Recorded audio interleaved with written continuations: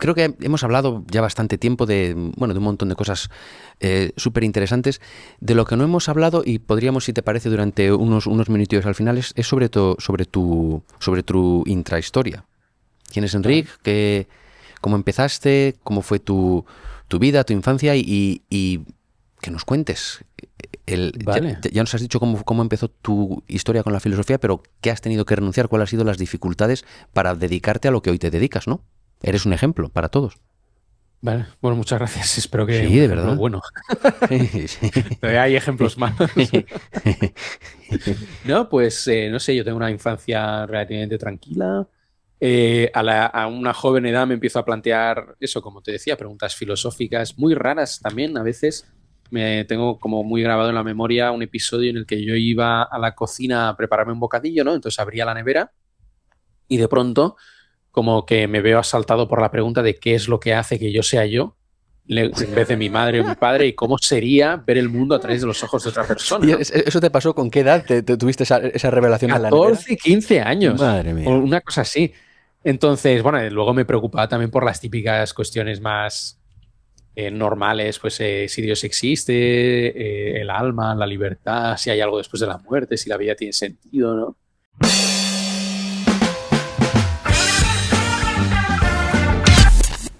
Y entonces descubro que eso son preguntas filosóficas, me enamoro de la filosofía, decido estudiarla. Sí que es verdad que al inicio cedí a las presiones de que estudiara una carrera científica, ¿no? Porque yo cuando me empiezo a plantear estudiar filosofía, pues hay mucha gente que me dice, a ver, filosofía siempre lo puedes estudiar en cualquier otro momento por tu cuenta. Estudia una carrera de ciencias que te va a asegurar el futuro, ¿no? Ya estamos viendo cómo estudiar una carrera de Sí. ciencias ha Ujú. asegurado el futuro de todos los que han estudiado una carrera de ciencias, ¿no? Pero bueno, eso es lo que me decía en ese momento. Y luego ya cuando tengas el futuro asegurado te estudias filosofía, ¿no? Y entonces dije, bueno, va, y todo el mundo me lo dice, será por algo, ¿no? Y entonces me matriculé en bioquímica. Venga ahí. Y, y era curioso porque en ese momento, pues el verano, antes de ir a la universidad, que todo el mundo te pregunta, oye, ¿qué vas a estudiar y tal? Yo siempre respondía en plan, bueno, voy a estudiar bioquímica, pero después, ¿sabes? Siempre añadía esa coletilla, pero después estudiaré filosofía. Entonces era muy raro porque yo tenía como esta idea en la cabeza de que iba a dedicar 4 o 5 años de mi vida a estudiar una cosa que realmente no me apetecía, solo para después, ¿no? Siempre después, estudiar lo que realmente quería estudiar. Y un día dije, es que esto no tiene ningún sentido. Es que yo no sé si me voy a poner a estudiar bioquímica y me va a atropellar un camión. Y nunca habré podido hacer lo que realmente me apetecía hacer. Entonces, tomé la decisión una semana antes de empezar la carrera de cambiarme y me cambié a filosofía y nunca me he arrepentido. Entonces estudié filosofía desde el 2011 al 2015, luego hice un máster en filosofía política eh, y ahí fue cuando empecé bueno, la tesis más tarde y empecé el canal en el 2016. Me casé entre Enhorabuena. medias, muchas gracias, y he tenido 3 hijas. Enhorabuena. Ahora mismo tenemos 3 hijas y a eso me dedico, a ser padre, marido y filósofo. Wow, qué bonito. ¿En tu familia había ya ese ambiente de leer, de filosofía, de lecturas, Sí, no de o- filosofía, ninguno de mis padres es filósofo, aunque mi madre estuvo a punto de estudiar filosofía, Ujú, pero los dos son físicos de formación. ujú. En The Senpai Lab nos esforzamos en traerte los mejores referentes y las mejores conversaciones. Por ello, te agradecemos muchísimo si puedes suscribirte o dar al like. Aquí tienes la campanita. Pero bueno, la física y la filosofía siempre han ido mucho de la mano. Mi padre es una persona que también le gusta dar mucho, mucho al coco y hacer muchas reflexiones y pensar con nosotros, etcétera. Y bueno, sí que teníamos como esa, bueno, pues esa formación, bueno, ese ambiente de que estudiar algo teórico es algo bueno, ¿sí? Yo cuando les dije a mis padres que quería estudiar filosofía, no me pusieron ningún problema y vamos, siempre les he estado muy agradecido por eso. Qué Al bien. contrario, me dijeron, oye, si esto es realmente lo que tú quieres hacer, pues adelante. Y ya está. Y tú O sea, qué guay. me comentabas de tu infancia en Barcelona. Sí, bueno, yo, uf, yo, eh, de pequeño estábamos en Barcelona, luego nos fuimos a vivir un par de años a Inglaterra. Entonces, Qué bueno. creo que de los 5 a los 7 años viví en Inglaterra. Ujú. Y luego volvimos a Barcelona y luego nos salimos de Barcelona, porque Barcelona es un poco caos, la verdad, una ciudad demasiado grande. Pero bueno, ¿Y hiciste deporte, por ejemplo? ¿En algún momento de tu vida fuiste un apasionado del pues muy deporte poco. o O sea, aficiones? yo hice baloncesto, por ejemplo. Ole. Sí que estuve haciendo baloncesto durante muchos años. Intenté fútbol, pero no se me daba bien, era muy torpe con los pies. Y baloncesto, bueno, pues más o menos se me daba bien. Yo era más un jugador más que brillaba en la defensa. Yo hacía muchos tapones, ¿sabes? Hacía muchos tapones. Luego en el ataque no tanto, algún triple metía de tanto en cuando, pero muy de tanto en cuando. Pero en la defensa era bueno y me gustaba, me lo pasaba bien. Lo que pasa es que me lesioné 3 veces, tuve 3 esguinces Vaya. y decidí dejarlo. El, Porque mun- cuando tuve el último era, bueno, ya está, se acabó. el mundo perdió un Ricky Rubio, ¿no? Porque Exacto. Vamos, sí, especialista en estoy defensa convencido de que y metías algún triple de vez en cuando como Ricky Rubio. y estoy convencido de que el mundo perdió un gran jugador de baloncesto. Bueno, pero ganó un divulgador y un estudioso Pero de ganó la un divulgador, filosofía. Claro, claro, efectivamente. es maravilloso.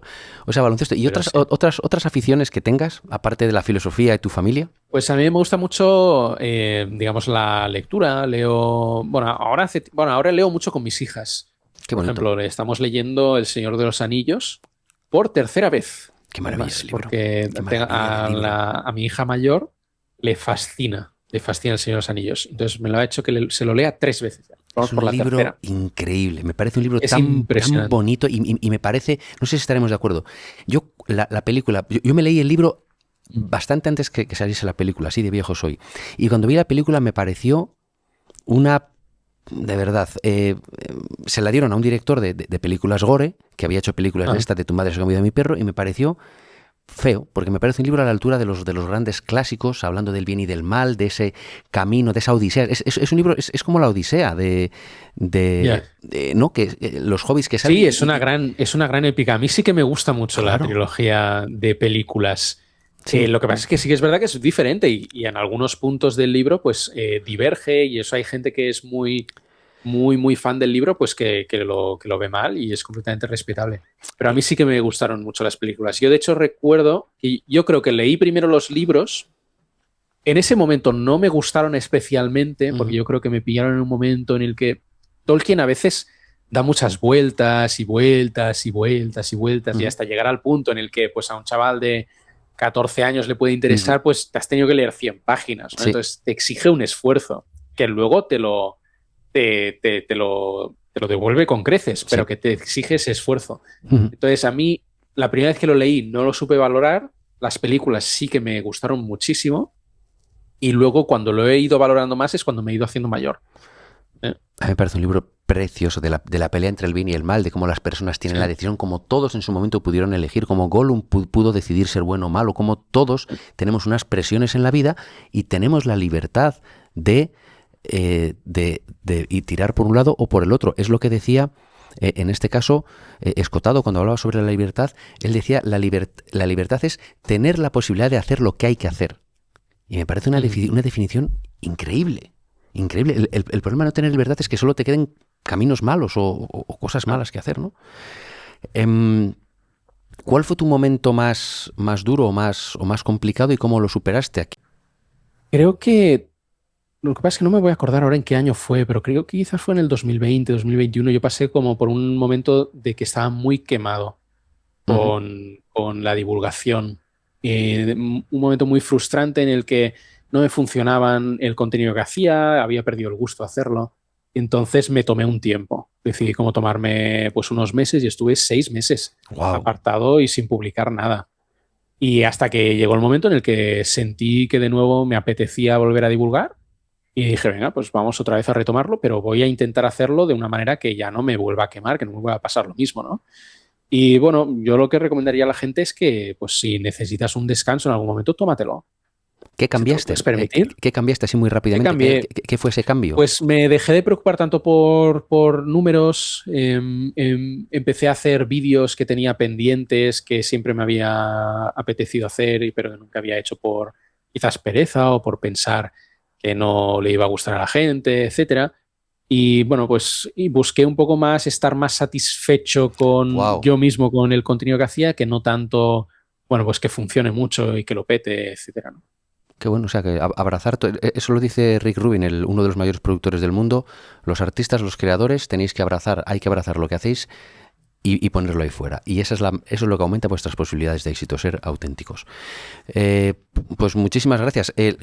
Si quieres decirnos una canción o dos canciones que te parezcan sean especiales para ti, con eso terminamos. Vale, ostras, no he sido nunca mucho de escuchar música, pero a mí me gusta mucho un grupo catalán que se llama Obesas. Uh-huh. Y tiene una canción muy épica. ¿Cómo se titula? No me acuerdo. Es algo de como que la muerte solo huye en la noche. La mort no es fuig a la nit o algo así, que es muy buena. Y luego, ¿qué más me gusta escuchar? Bueno, el disco de Rosalía me ha estado gustando mucho. El último, el Deluxe, no lo hemos tocado, Sí, pero bueno, tendrá Deluxe. que ser para... Está muy guay. Para otra vez. Otra ocasión. Pero está chulo. Perfecto. Pues simplemente agradecerte todo. Si se te ocurre a alguien que le pueda apetecer venir por nuestro canal, te lo agradecemos. Estamos empezando todavía. Si se te ocurre, nos lo preguntamos. ¿Quieres que te lo diga o te lo digo luego? No, ahora si quieres. Como yo lo digo por ti porque tienes prisa. El otro día conocí a una abogada que está especializada en la educación en casa aquí en España y los problemas que tienen las familias. ¡Wow! ¡Qué interesante! Que se dedican pues a educar en casa a sus hijos y tal. Y es una apasionada de su tema y la verdad es que es una persona muy interesante que valdría la pena que le entrevistaras. Qué bien. Y se quiere ahora empezar a mover por los podcasts para visibilizar esta opción educativa y tal que está tan denigrada en España. O sea que molaría. Luego te paso su contacto. Perfecto.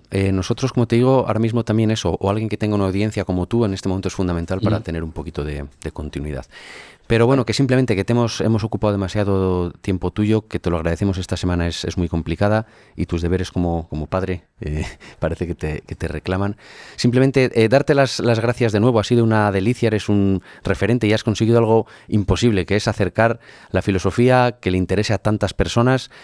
Y yo además soy un ávido consumidor de todo tu contenido, o sea que nada, simplemente darte las gracias y bueno, invitar a todos a que le sigáis, los que no lo hagáis, adictos a la filosofía, Enric Gel, y que muchísimas gracias por pasarte por The Senpai Lab. Eres un senpai, un referente de primera categoría. Muchísimas gracias. Muchas gracias a ti, David, por la invitación y un saludo a toda tu audiencia. Venga, un abrazo enorme.